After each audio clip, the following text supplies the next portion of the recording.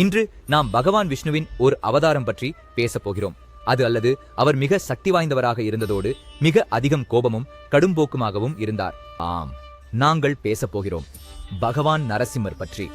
அவருடைய அவதாரம் உலகெங்கிலும் அசுரர்களுக்கு எதிரான போர் வீரராக மட்டுமல்லாமல் நம்மிலுள்ள சக்தி மற்றும் தைரியத்தை எழுப்பும் ஒரு சின்னமாகவும் அறியப்படுகிறது. பகவான் விஷ்ணு நரசிம்மர் அவதாரம் எடுத்தபோது அதற்கு பின் ஒரு பயங்கர அசுரன் ஹிரண்யகஷ்யப இருந்தது. அவர் தனக்கு பிடியாதவனாக்க உட்பட்டவர் என்று கூறிக்கொண்டு உலகம் முழுவதும் தனது பயத்தை விரிவுபடுத்தினார். அவரது கடுமையும் தாக்குதலும் எங்கும் பரவசத்தை ஏற்படுத்தியிருந்தது. ஆனால் நீங்கள் ஒருக்கும் யோசித்தீர்களா, ஏன் பகவான் விஷ்ணு நரசிம்ம உருவத்தை கொண்டார்? இதன் வடிவம் நம் வாழ்க்கைக்கு என்ன தாக்கம் ஏற்படுத்தியது? பகவான் நரசிம்ம அவதாரம் அந்த நேரத்தில் தோன்றியது. ரோடசாசி ஹிரண்யகஷ்ய பகவான் விஷ்ணுவின் மீது தனது வெறுப்பை இன்னும் அதிகரித்துக் கொண்டிருந்தான். இது வெறும் பிதாவாக மட்டுமல்லாமல் பிரஹ்லாதுக்கு ஆபத்தில்லை, மாறாக அனைத்து மனிதர்களுக்கும் ஒரு கடுமையான ஆபத்தாக ஆகிவிட்டது. ஹிரண்யகசிப் தனது முழு பேரரசிலும் அந்த உத்தரவை அளித்தான், இடங்களில் எங்கும் பகவான் விஷ்ணுவின் பெயர் எடுக்கக்கூடாது என்று. ஆனால் அவரது தந்தையின் மகனான பிரகலாத் பகவான் விஷ்ணு பக்தியில் தனது வாழ்க்கையை அர்ப்பணித்திருந்தான். எப்போதெல்லாம் ஹிரண்யகஷ்ய பிரகலாதனை கொல்ல பல முயற்சிகளை மேற்கொண்ட போதிலும் அப்போதும் பக்தரை பாதுகாப்பதற்கு பகவான் விஷ்ணு செய்ததுவே மனதை இழுத்தது. இது ஒரு முக்கியமான புள்ளியாகும். இது நமக்கு இறைவன் தமது பக்தர்களை ஒருபோதும் அனைவரால் விட்டுவிட மாட்டார் என்று கற்றுத்தருகிறது. ஆனால் ஹிரண்யகஷ்யபனே பகவான விஷ்ணுவை அவர்கள் எங்கே இருக்கின்றார்கள் என்று சவாலிட்டார். அன்று நரசிங்க அவதாரத்தில் தோன்றி அவர் அந்த சவாலுக்கு பதிலளித்தார். பகவான விஷ்ணுவின் நரசிங்க அவதாரம் தனித்துவமானதாயிருந்தது. இந்த ரூபம் பயங்கரமாக இருந்தது மட்டுமின்றி சக்தி வாய்ந்ததுமாக இருந்தது. இறைவனின் இந்த ரூபம் பாதி மனிதன் மற்றும் பாதி சிங்கம், இக்கோபத்திற்கும் மற்றும் சக்திக்குமான ஒரு சின்னமாக இருந்தது. மற்றும் இது கடவுளின் தனித்துவமான படைப்பை எவ்வாறு வெளிப்படுத்தியது என்று காட்டியது. இந்த ரூபத்தில் கடவுள் தர்மம் மற்றும் சத்தியத்தை காப்பாற்ற அவர்கள் எந்த ஒரு ரூபமாகவோ அவதாரம் எடுக்க முடியும் என்பது போன்ற செய்தியினை செயல்படுத்தினார். கடவுளின் இந்த உருவம் இவ்வளவு கொந்தளிப்பாக இருந்தது என்பதனால் அவர் ஹிரண்யகஷ்யபு நேசிக்கவில்லை. பகலிலோ இரவிலோ அல்ல, வீட்டிலோ வெளியிலோ அல்ல, தன்னை தேர்ந்தெடுத்தனர். அவர்கள் தங்கள் நரசிம்ம ரூபத்தில் தூணிலிருந்து வெளிப்பட்டு அதே தூணின் அருகிலிருந்த ஹிரண்யகஷ்யபனை வதம் செய்கின்றனர். பகவான் நரசிம்மதில் இந்த அவதாரத்தின் முக்கியத்துவம் ஒவ்வொன்றிலும் அவர்களின் கோபம் மற்றும் சக்தியில் மட்டுமல்ல, அது அறியத்ததும் அவர் கடவுளின் நோக்கம் கொடுமைக்கு எதிராக இருப்பதை காட்டியது. உன்னோனே தங்கள் முழு சக்தியையும் பயன்படுத்தினார்கள் மற்றும் பூமியில் தர்மத்தை நிறுவினார். இது இறைவன் உமது பக்தர்களை காப்பாற்ற ஏதாவது வடிவில் வரலாம் என்பதை காட்டுகிறது. மற்றும் அவர்கள் எப்பொழுதும் அநீதிக்கும் அசத்தியத்திற்கும் ஆதரவு அளிக்க மாட்டார்கள். நரசிம்ம அவதாரத்தின் வழியாக பகவான் விஷ்ணு இதையும் தெளிவுபடுத்தினார். தெய்வ நம்பிக்கையில் உள்ள வலிமை, அதுவே அசுரர்களை ஊழி கட்ட முடியும். இந்த அவதாரம் நம்பிக்கையுடன் வலிமையும் சேர்ந்துவிட்டது என்ற செய்தியை வழங்கியது மற்றும் இந்த வலிமை எவ்வித தடைகளை கடக்கவும் திறமையானது அறக்கிறது. பிரஹ்லாதின் பக்தியை இறைவன் முக்கியமாக கொண்டாடினார் மற்றும் இந்த பக்தியின் பலத்தால் அசுரர்கள் அழிக்கப்பட்டனர்.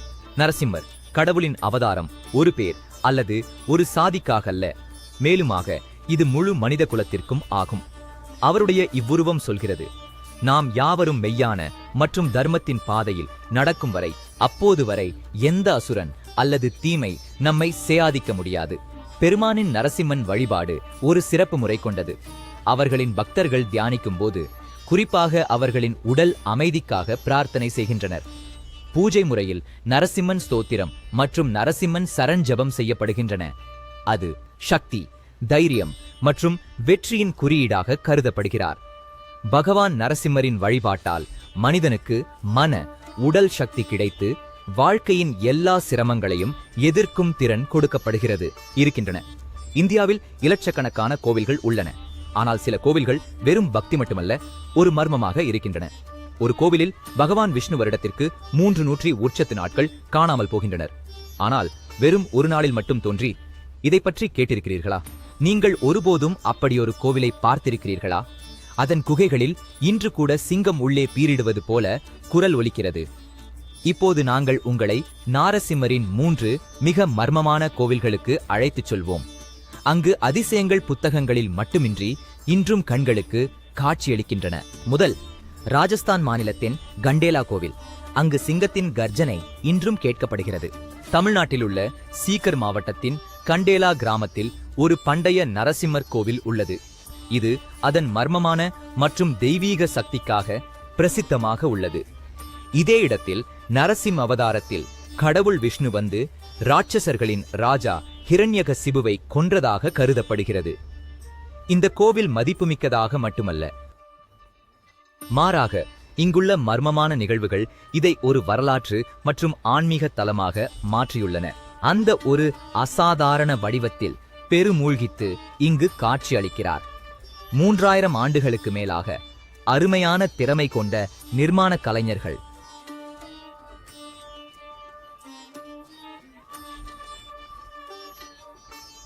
இந்த கோவில் வடையானம் மற்றும் தெனையானத்தில் சூரியனின் முதல் கரணங்கள் நரசிம்மன் மீது படுவதற்காக கட்டப்பட்டது. இந்த கோவிலின் சிறப்பம்சம் அதன் வரலாற்று முக்கியத்துவத்தில் மட்டுமில்லை, ஆனால் இங்குள்ள ரகசியங்களிலும் ஒவ்வொருவரையும் ஆச்சரியப்படுத்தும் ஏதோ உள்ளது. கோவிலின் உள்ளே ஒரு ரகசிய குகை உள்ளது, எந்த சாதாரண நபராலும் எளிதாக அணுக முடியாதது. இந்த குகை எப்போதும் மர்மமாகவே இருக்கும் மற்றும் அவர்கள் கூறுகிறார்கள், இரவின் இருட்டு சூழவும் போது இங்கு வித்தியாசமான மற்றும் பயங்கரமான சப்தங்கள் கேட்கின்றன. புலிக்குரல் போன்ற ஒன்று கேட்டு அமைதியை கீறிக்கொண்டே கோவிலின் சூழலை மேலும் மர்மமாக மாற்றுகிறது. இந்த கோவிலின் அருகில் உள்ள நிலத்துக்கு கூட தன் தனிப்பட்ட சிறப்பு உள்ளது. அது எப்போதும் சூடாக இருக்கும் போல அங்கு எந்த ஒரு மறைவான சக்தியும் எச்சரிக்கையுடனும் செயல்படும். இந்த இடத்தின் ஆற்றலை அதிகரிக்கிறது. கோவிலின் அருகிலுள்ளவர்கள் இதை தெய்வீக சக்தியின் அறிகுறியாக நம்புகிறார்கள். அது எப்போதும் தனது இருப்பை காண்பிக்கிறது. இந்த ஆலயம் நம்பிக்கை மட்டுமல்ல, ஒரு அதிசய மர்மத்தையும் கொண்டுள்ளது.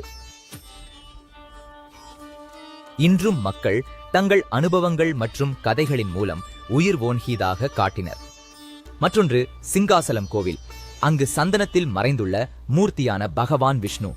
வாருங்கள், விசாகப்பட்டினம் ஆந்திர பிரதேசத்தில் அமைந்துள்ள அந்த அதிசயமாயும் மர்மமாயும் உள்ள கோவிலை பற்றி. அங்கு பகவான் நரசிம்மர் சிலை முழுவதும் சந்தனத்தின் அடுக்கு கொண்டு மூடப்பட்டு, மேலும் ஒரு குறிப்பிட்ட நாளில் மட்டுமே அவர்களை உண்மையான வடிவத்தில் வழிபடுகிறார்கள். ஹிரண்யகஷ்யபனை கொன்றபோது பகவான் நரசிம்மர் மிகவும் கோபம் கொண்டிருந்ததாக நம்பப்படுகிறது.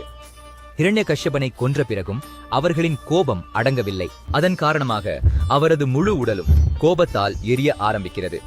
அப்போது அந்த கோபத்தை குறைக்க அவருக்கு சாந்தி அளிக்குவதற்காக சந்தனம் பூசப்பட்டது. அன்றிலிருந்து பிரபுவர் நரசிம்மர் எழுந்தருளிய சிலைக்கு சந்தனம் பூசப்பட்டே இருக்கும். ஒவ்வொரு ஆண்டும் இந்த கோவிலில் அக்ஷய திருதியை நாளில் ஒரு சிறப்பு விழா கொண்டாடப்படுகிறது. அப்போது கடவுளின் சிலையிலிருந்து சந்தனத்தின் மூடுபட்டல் அகற்றப்படுகிறது. அன்றைய தினம் கோவிலில் பக்தர்கள் கூட்டம் திரள்வர். ஏனெனில் அதே நாளில்தான் கடவுளின் உண்மையான தோற்றத்தை காண இயலும் ஆகிறது. சிலர் உரைப்பதாவது, சந்தனம் அகற்றும் போது கடவுளின் சிலையிலிருந்து ஒரு அதிசய மற்றும் தீவிரமான ஒளி வெளிவருகிறது. இது ஒவ்வொரு பக்தரின் மனதையும் தொட்டுக்கொள்ள முடிகிறது. சில பக்தர்கள் அவ்விருப்பத்தை திருவிழா நாளில் கண்டுள்ளதாக தெரிவித்துள்ளனர். இது அவர்களது வாழ்க்கையின் மிக தெய்வீகமான தருணமாக மாறுகிறது. இந்த ஆலயத்தின் சிறப்பு என்னவென்றால், பகவான் விஷ்ணு இங்கு 2 விதமான வடிவங்களில் அமர்ந்திருக்கிறார்கள். சிலையில் வராக மற்றும் நரசிம்மர் ஆகிய 2 வடிவங்களின் அற்புதமான கலவை காண கிடைக்கிறது. அது சாஸ்திரங்களில் இதை வராக நரசிங்கமூர்த்தி என்று கூறியுள்ளனர். இது தனது மெய்ப்பொருள் மற்றும் தெய்வீகத்திற்காக பிரசித்தமானது மட்டுமல்லாமல் முழு இந்து மதத்திலும் வேறு எந்த கோயிலிலும் காணப்படுவதில்லை. இந்த கோவில் வெறும் ஒரு மத இடம் மட்டுமல்ல, இது பக்தி மற்றும் நம்பிக்கைக்கு இடையே ஒரு தனித்த வகையறமீட்டு மற்றும் இங்குள்ள ஆற்றல் பக்தர்களுக்கு அளவில்லாத அமைதி மற்றும் தெய்வீகத்தை கொண்டு வருகிறது. இந்தியாவின் பிரசித்தி பெற்ற உத்தரகாண்ட் மாநிலத்தின் 3வது நரசிம்மர் கோவில். இது எதிர்கால நிகழ்வுகளை மர்மமாக முன்கூறல். இப்போது நாம் உங்களை ஜோஷிமட், உத்தராகண்டில் இருக்கும் பகவான் நரசிம்மர் கோவிலின் பக்கம் கொண்டு செல்கிறோம்.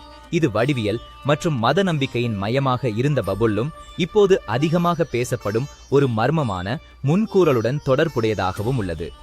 இந்த கோவில் அதன் போர்த்தலும் மத முக்கியத்துவத்துடன் மட்டுமல்லாமல் ஒரு அற்புதமான அதிசயத்திற்கும் பிரபலமானது. இந்த கோவிலில் நிறுவப்பட்டுள்ள நரசிம்மனின் சிலையின் இடது கை நேரம் உடன் மெதுவாக உலர்ந்து வருகிறது. இது ஒரு அசாதாரண மற்றும் விசித்திரமான நிகழ்வு. இதை உள்ளூர் மக்கள் மற்றும் பக்தர்கள் ஒரு பெரிய யான் என்று மதிக்கின்றனர். நம்பிக்கை உள்ளது, எப்போது தேவன் நரசிம்மன் சிலையின் இடது கை முழுமையாக விழுந்துவிடும் அந்த நாளில் ஒரு நாள் பத்ரிநாத் வழி ஒருபோதும் திறக்கப்படாதவாறு மூடப்படும். இது வெறும் மாயாஜால நிகழ்வல்ல, ஒவ்வொரு ஆண்டும் மெதுவாக நிஜமாகி வரும் ஒரு பிரசித்தி பெற்ற கருண பெயர். கோவிலின் சிலையின் இந்த அதிசய மாற்றம் மக்களை குழப்பத்தில் ஆழ்த்துகிறது. இதை கொண்டாட பல்வேறு வகையான விசுவாசிகள் மற்றும் அறிஞர்கள் மத்தியில் பலவிதமான விவாதங்கள் நடந்து கொண்டிருக்கின்றன. இது உண்மையான ஒரு முன்னறிவிப்பா அல்லது பின்னர் இது இயற்கையாக நிகழும் ஒரு விசித்திரமான சம்பவம் என நேரம் மட்டுமே தெரிவிக்கும். இப்படி ஒரு நம்பிக்கையும் உண்டு. ஜோஷிமத்தில் நரசிம்மன் பகவானை தரிசிக்காமல் பத்ரிநாத் தாமின் பயணம் நிறைவடையாது. அதனால் இந்த கோயிலை நரசிம்ம பாத்ரி கோயில் என அழைக்கின்றனர். அற்புதமான மற்றும் ரகசியமான கோவில்களை தரிசிப்பதால் நமது விசுவாசத்திற்கும் சக்தியுக்கும் உதவுகிறது. அத்துடன் நியாயம் மற்றும் தர்மத்தை காக்க நண்பர்கள் நரசிம்ம என்ற ரூபத்தில் எவ்வாறு பாதுகாத்தார்கள் என்பதை புரிந்து கொள்ள உதவுகிறது. கடவுளின் இந்த நரசிம்ம அவதாரம் எப்போது தர்மத்தை பாதுகாப்பது மற்றும் அதர்மத்தை அழிப்பது அவசியமாக இருந்தால் கடவுள் எந்த தயக்கமின்றி அவதாரம் எடுத்து எவ்வித கடின பணியிலும் நம்மை துணை கொண்டு நடத்துகிறார் என்பதை விளக்குகிறது. அவர்களின் எந்த கோவிலும் சாதாரணமாக இருக்காது. ஒவ்வொரு கோவில் கூட தனித்துவமான ரகசியம், அதிசயம் மற்றும் சக்தி எனும் கதையை கொண்டிருக்கும். இந்த கோவில் வெறும் பூஜைக்காக மட்டுமே இல்லை, மாறாக இது எங்களுக்கு சக்தியின் உணர்வை அளிப்பதற்காக உருவாக்கப்பட்டுள்ளது. நீங்கள் எந்த நரசிம்மர் கோவிலிலும் ஏதேனும் அதிசயமான நிகழ்வை சந்தித்ததுண்டா? நீங்கள் தெய்வங்கள் இந்நாளிலும் இந்த சக்தி வாய்ந்த இடங்களில் இருக்கிறார்கள் என நம்புகிறீர்களா? மேலும் அவர்களின் முன்னிலையை உணர வைக்கிறார்கள் என நம்புகிறீர்களா? இப்படின்னு இருந்தா இந்த வீடியோவா லைக் பண்ணுங்க, இதை பங்கு போடுங்க மற்றும் இந்த ரகசியங்களை உலகுக்கு எடுத்துச் செல்லுங்கள். மேலும் ஜெய் நரசிம்மதேவ.